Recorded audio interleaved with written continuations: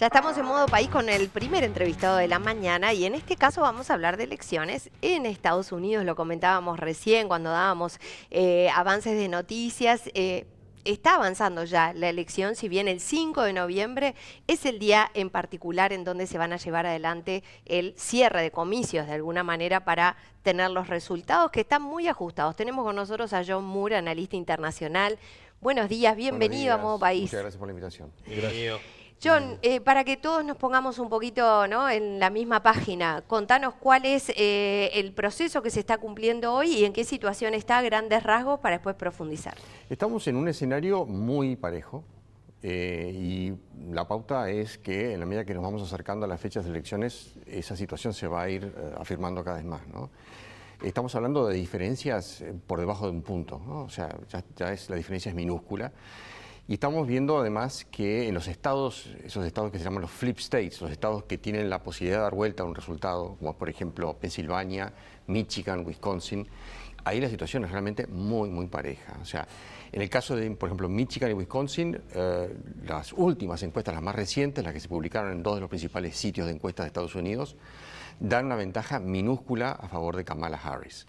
En Pensilvania, hoy la diferencia está a favor de Trump, pero también con diferencias de 0 punto algo, ¿no? Para quien no está interiorizado, ¿por qué esos estados tienen la posibilidad de dar vuelta a las Por elecciones? la conformación del colegio electoral, es decir, hay más representantes en el colegio electoral, en el caso de Pensilvania, por ejemplo, en el caso de Michigan, caso, bueno, lo mencionaban recién ahora en el pasaje anterior que estaba al aire, hay estados como California, el caso de Texas también, que tienen una composición del colegio electoral muy grande. Entonces, esos estados tienen, por el mecanismo electoral de Estados Unidos, tienen la facultad, en el caso de que favorezcan a uno u otro candidato, de dar vuelta a las elecciones. En caso de que, como esta elección, hay un nivel muy parejo entre los dos candidatos, el resultado de un estado en particular puede terminar dando... Claro, en su momento Biden ganó por poquitísimo. ¿Cuánto Exactamente. fueron? La elección pasada fue 12.000 votos. Exactamente. Fue nada. Exacto. En un país como Estados Unidos, Sí. 12.000 votos, y acá sería poco, imaginamos, Exacto. ¿no?, lo que es en Estados Unidos, la nada mismo. Y recordemos lo que pasó en las elecciones del 2000, cuando entre George W. Bush y Al Gore, la diferencia fue minúscula y el resultado se dirimió a través de una decisión judicial. O sea, hubo un conteo en el estado de Florida, por ejemplo, en algunos condados. Es decir, se llegó a ese nivel de incertidumbre a último momento. Bueno, y esto también podía llegar a ocurrir en estas elecciones, ¿no? Dado el nivel, repito, el nivel tan parejo que tienen ambos candidatos. Claro, incluso cuando compitieron Donald Trump y Hillary Clinton, lo que se vio fue que en realidad Hillary Clinton tuvo más votos si uno miraba A nivel el popular, conteo exacto. total, pero claro, estos estados claves, que es como se llama, marcaron la balanza. Marcan la balanza, exactamente. ¿Quiénes son las personas que en definitiva votan en Estados Unidos para terminar de entender esta composición Y electoral?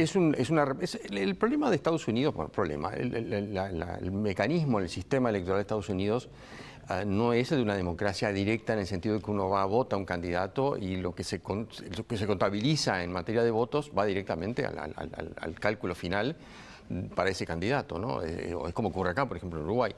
Allá hay un mecanismo que es el colegio electoral, que son una conformación de representantes en determinados los estados de Estados Unidos. Cada estado tiene una composición, una cantidad de representantes de ese colegio que varía por la estructura que tiene eso, estamos hablando casi de la fundación de Estados Unidos. Y eso obviamente que establece una diferencia entre lo que es el voto popular, el voto como viene a ser acá en Uruguay, en el cual, bueno, hay un resultado determinado que puede, dada la paradoja, la ironía de todo esto, puede favorecer a un candidato en materia de votos directos, pero dada la composición del sistema en materia de los colegios electorales, ese voto mayoritario a nivel popular para un candidato no se va a reflejar directamente en el resultado a través del colegio electoral. Quiere decir que, por ejemplo, Hillary Clinton pudo haber sacado más votos, como ocurrió, de hecho, a nivel popular, votos directos, pero dada la composición, ese filtro por el que pasa ese embudo, por el que pasan los votos populares hacia la representatividad de los colegios electorales en cada estado, establece que realmente la victoria vaya a ser para el candidato que no sacó necesariamente la mayoría de los votos populares. Y eso es algo que en realidad ha tenido ciertos cuestionamientos en algún momento de tratar de cambiar eso, porque situaciones como esta genera justamente un problema que distorsiona un poco la realidad. Es decir, ¿cómo puede ser que, volvemos al caso de Hillary Clinton, que sacó más votos que Donald Trump y sin embargo no fue la presidenta de Estados Unidos? Entonces, Hay críticas, hay cuestionamientos, hay estudios que se han hecho a nivel académico en cuanto a tratar de cambiar esto, modificarlo, llevarlo a un Tengo sistema una pregunta, justamente porque hay más peso relativo de Estado. de estados respecto a otros. Exacto. ¿Eso en la práctica también hace que se les beneficie más para tener más simpatía, digamos, por aquello de, bueno, si este vota más, le voy a dar más cosas? O sea, ¿genera desigualdad entre los estados más allá del peso de la cantidad de población? Eso es cuestionable. Yo creo que acá el problema es que realmente la realidad de la elección no se ve reflejada. Es decir, lo que se deposita en la urna por parte del ciudadano no es lo que en definitiva se ve reflejado. Se puede ver reflejado. Te hago una consulta. ¿Cuál es el estado de situación actual en los Estados Unidos? Uno imagina campaña electoral, promesas, pedidos. ¿Cuál es la principal preocupación hoy en Estados Unidos? ¿La situación económica, la seguridad?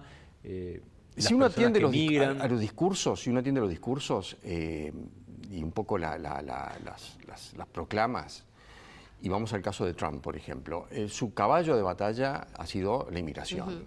Uno de los principales componentes de su discurso político, de su discurso de campaña. Lo fue en la elección anterior, lo está haciendo en esta también. Él no los quiere ahí, ¿no? Hay que ver exactamente, es una buena pregunta, hay que ver si es un discurso nada más o en su fuero íntimo Donald Trump sabe que Estados Unidos, la economía de Estados Unidos necesita de los inmigrantes. Sí, de hecho, ahora necesita, por ejemplo, el voto latino, están buscándolo los dos, cada uno por su lado, pero Trump está buscando el voto apela al latino. voto latino también. Entonces hay una especie de contradicción en ese discurso, ¿no? Pero digamos que él está recogiendo esa preocupación que es central para muchos estados, sobre todo los estados que están en la frontera con México. Que cuando llegó a la presidencia le dio muchos resultados. Le dio ¿no? muchos Ese resultados, discurso. exactamente. Pero, como tú bien decís, necesita ese voto latino. Entonces el discurso refleja también esa contradicción respecto a una realidad, que es una realidad de años para atrás en Estados Unidos, de que el inmigrante tiene un muy buen aporte a lo que es la economía, porque el inmigrante llena vacantes de trabajo que los ciudadanos americanos naturales hoy en día no lo están haciendo. Y son actividades de la economía vitales para Estados Unidos, para cualquier economía, pero para la economía de Estados Unidos también. Entonces, ahí hay un discurso central para Trump que tiene réditos. Otro elemento es la economía. Ahora, la economía está funcionando muy bien. La economía se ha logrado recuperar. La economía está mostrando muy buenos indicadores bajo el gobierno de Joe Biden. Quiere decir que la economía hoy, en esta elección, no viene a ser algo muy importante, muy preocupante para el común promedio de los ciudadanos. Sí hay estados que están enfrentando situaciones a nivel de economía local, como por ejemplo estos estados, Pensilvania, Michigan, Wisconsin, porque son estados que fueron tradicionalmente estados industriales, estados que fueron el sostén, el soporte de la economía industrial de Estados Unidos. Y esos estados se vieron afectados por el proceso de desindustrialización, grandes industrias como las acerías, las siderúrgicas, las industrias que fabrican autopartes. O sea, el corazón vital de industrias estratégicas de Estados Unidos se fue afectado por la corriente de empresas que migraron, digamos, de Estados Unidos hacia China. Y ahí hubo una pérdida de empleo a nivel cuantitativo y a nivel cualitativo, y eso se fue reflejando después en el descontento que hoy se manifiesta justamente en las urnas a favor de un candidato como Trump, que Trump supo hábilmente a nivel político ya en el 2006 recoger precisamente ese malestar en esos estados y lo llevó a su campaña como un discurso. De hecho, es interesante, por ejemplo, en la campaña anterior, en la campaña de 2016, hay un discurso que le está dando en un lugar, y en ese mismo momento en el que le está dando el discurso, se comienza a emitirse allí en la misma transmisión del discurso una escena, una situación en la cual en una fábrica de aire acondicionado en Nuevo México, el jefe de la fábrica, el capataz de la fábrica, le está anunciando a los obreros de la fábrica de que esa fábrica tiene que cerrar, va a cerrar, porque la producción se va a trasladar a México. Entonces, él hábilmente supo también recoger ese descontento.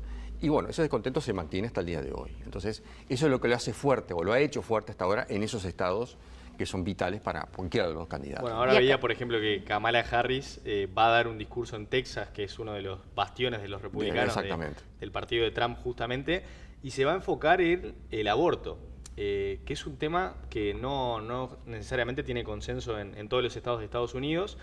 ¿Creés que es una buena estrategia esa, apuntar hacia uno de los temas que tal vez vos decís no es el central en la campaña, o por lo menos no está sobre la mesa de las prioridades que mencionaste recién? Yo creo que en el caso, si fuera en el caso de Texas, por ejemplo, ¿no? Y el caso de Kamala Harris, hablar del aborto en Texas hoy es una pérdida de tiempo, en definitiva, porque es un estado muy conservador, como tú lo decís, es un bastión de Trump, es un bastión conservador de por sí, ¿no? Y están totalmente, o sea, la mayoría de la población está en contra del aborto, naturalmente. Entonces, quizás hoy son recursos de último momento para tratar de ir a pelear algún voto allí, tratar de dar vuelta la situación a favor del Partido Demócrata, pero es muy difícil lograr ese tipo de conquistas, repito, en estados que son tradicionalmente muy conservadores, que tienen raíces fundamentalistas en muchos casos, y allí el discurso antiaborto es muy fuerte. Claro, porque hoy, ¿qué pasa? Más allá de Texas, hay otros estados que todavía no tienen muy claro el panorama, lo decía Rosario en el comienzo, ¿no? Las encuestas que todavía no dan un claro favorito. Ahora, hubo un episodio, por ejemplo, que fue muy fuerte, que fue el ataque a Donald Trump, que lo terminó hiriendo. Dos intentos de... Ahí está, en la oreja, por ejemplo. ¿Es comparable a lo que sucedió con Bolsonaro cuando lo apuñalaron y bueno, terminó levantando las encuestas, o crees que no va a pasar en el caso de Estados Unidos eso? Bueno, lo que se está hablando es que el momento quizás entre el primer y el segundo atentado, el segundo intento, Trump venía en descenso, las encuestas venían un poco ya mostrando una diferencia un poquito más a favor de Kamala Harris. Y lo que se notó es una pequeña recuperación después del segundo atentado. Ahora, quizás eso jugó a favor, naturalmente, el victimismo que se puede explotar. De hecho, él volvió al escenario del primer atentado, volvió a hacer un acto en que lo acompañó además Elon Musk, a tratar de capitalizar esa situación a favor de él. Pero yo creo que en definitiva el que vota por Trump, el que sigue a Trump, lo sigue, digo, más allá de lo que pueda tratar de capitalizar o como un oportunismo político en ese sentido. Obvio que es muy lamentable lo que ocurrió, naturalmente, eso está bajo investigación, los dos intentos, ¿no? De hecho, es una situación muy grave en ese sentido, en términos objetivos. Ahora, pretender de que eso pueda ser parte de un discurso de campaña para favorecer el incremento de los votos, eso es muy, muy relativo. Claro, ahora con tan poquita diferencia entre unos y otros, eso, a veces no también puede... Claro, pero también podría llegar a pasar que con poquita cosa hagas una diferencia. Y te pregunto, ahora nombraste a Elon Musk, este invento de Elon Musk de... Pagar $1 millón. Del sorteo electoral. Contanos de qué se trata esto. Estaría violando probablemente la ley federal, ¿verdad? Pero bueno, es ¿de qué se trata? Es cuestionable, a ver, porque es una opción que le está planteando. Lo primero de todo es preguntarnos por qué Elon Musk decidió apoyar a Donald Trump. Ese es el primer misterio, el primer enigma que hay en todo esto, es ¿qué hay detrás? Elon Musk no es ningún tonto, es una de las personas más inteligentes que puede haber hoy en día en el capitalismo mundial, sin duda alguna. Es el hombre más rico del mundo actualmente. ¿Qué es lo que él ve en Trump? ¿Qué oportunidades ve en Donald Trump una persona como Elon Musk? A tal nivel de jugarse en ese sentido con una promesa que también es objetable y inclusive lo que tú decís, podría estar... Contala brevemente, así se puede entender de qué hablamos. Él está, entre todas otras cosas, bueno, él estuvo presente en un acto de campaña, él lo está apoyando ahora en forma manifiesta, y además ahora él ha prometido sortear $1 millón para aquellos votantes que decidan cambiarse de Kamala Harris a Trump, lo cual es demagogia pura, en definitiva, ¿no? Es una demostración de más pura demagogia. Pero para mí lo más misterioso y lo más preocupante, inclusive, de hecho han salido publicados 2 artículos muy interesantes, que se preguntan precisamente eso. ¿Qué planes tiene Elon Musk detrás de una victoria de Donald Trump? Porque nada es gratis. Y te agrego una cosita, porque esto tiene que ver con que se anoten ellos puntualmente en la petición, que firmen una petición a favor de la libertad y el derecho a portar armas. Entonces uno dice, ¿cuál es el interés de Musk en este tema del porte de armas?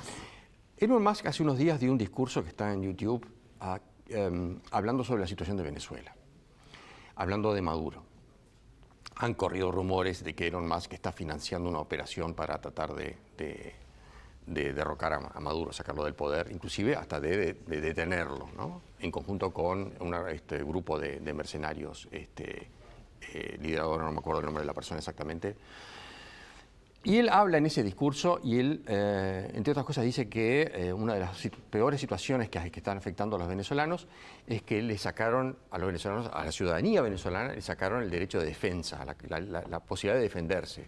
Le sacaron las armas a los venezolanos, lo dice así. Imagínense esa situación. Y uno ve ese discurso y realmente de lo que está hablando es de la situación del porte de armas en Estados Unidos, que es uno de los componentes también del discurso de campaña de Trump. Lo fue en el 2016, lo es ahora. Él es firme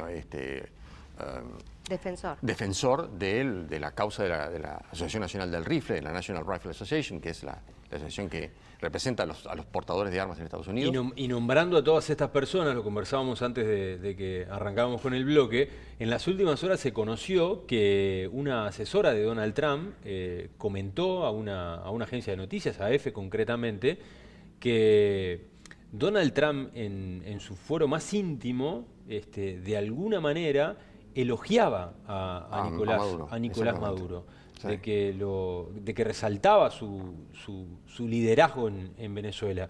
Y esto deja al descubierto que obviamente, yo no sé si será cierto, es lo que dice esta mujer, pero Donald Trump públicamente cuestionaba, ¿no?, el accionar de Maduro en Venezuela. Es más, lo ha tratado de dictador concretamente. Exacto. Y sin embargo en el foro íntimo lo elogia. Es muy raro, ¿no? Es muy raro. Yo te digo que es creíble una opinión de esas características.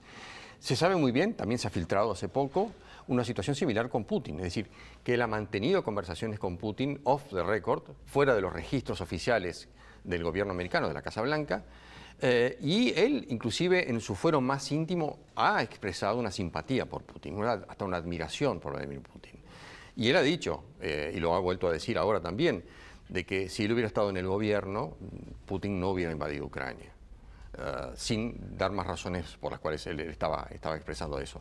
Entonces, hay razones para sospechar de que, en primer lugar, tiene una abierta admiración por los hombres fuertes, por los autócratas. Te iba a decir eso, son personas no solamente fuertes, ¿no? Son autoritarias. Son líderes autoritarios que desdeñan de la democracia, que son líderes de países en los cuales la democracia está, obviamente, no es respetada, no existe como sistema, por más que se pueda votar, como se vota en Venezuela, como se vota en Rusia, pero la democracia genuina, la que conocemos nosotros, no existe en ninguno de esos países. Entonces, él tiene allí una especie también de contradicción, que no sabemos realmente lo que en su fuero íntimo piensa respecto, en primer lugar, de la democracia.